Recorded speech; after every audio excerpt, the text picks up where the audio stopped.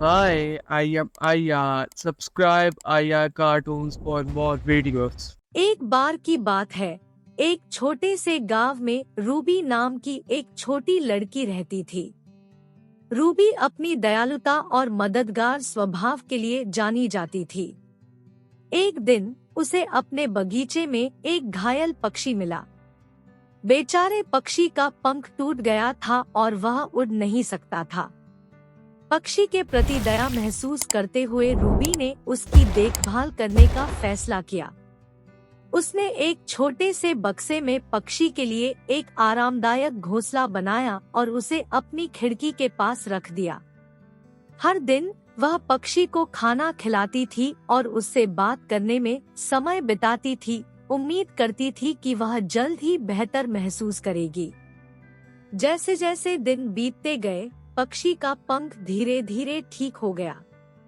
पक्षी को ताकतवर होता देख रूबी बहुत खुश हुई। एक सुबह जब रूबी ने बक्सा खोला तो पक्षी अपने पंख फड़फड़ाया और आकाश में उड़ गया। वह खुशी से चहकते हुए रूबी के ऊपर चक्कर लगा रहा था।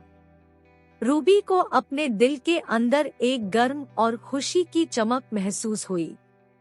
अगले दिन जब वह गांव में खेल रही थी, उसने एक बुजुर्ग व्यक्ति को एक भारी बैग उठाने के लिए संघर्ष करते देखा।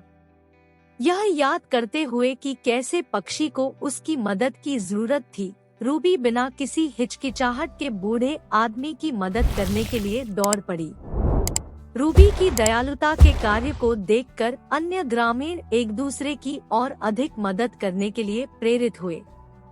गांव एक देखभाल करने वाले और सहायक समुदाय में बदल गया, जहां हर कोई एक दूसरे का ख्याल रखता था।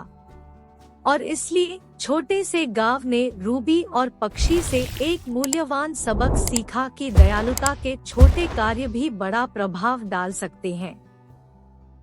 दूसरों की मदद करने से न केवल उनके जीवन में खुशी आती है, बल्कि एक प्रभावशाली प्रभाव भी पैदा होता है, जिससे दुनिया सभी के लिए एक बेहतर और खुशहाल जगह बन जाती है।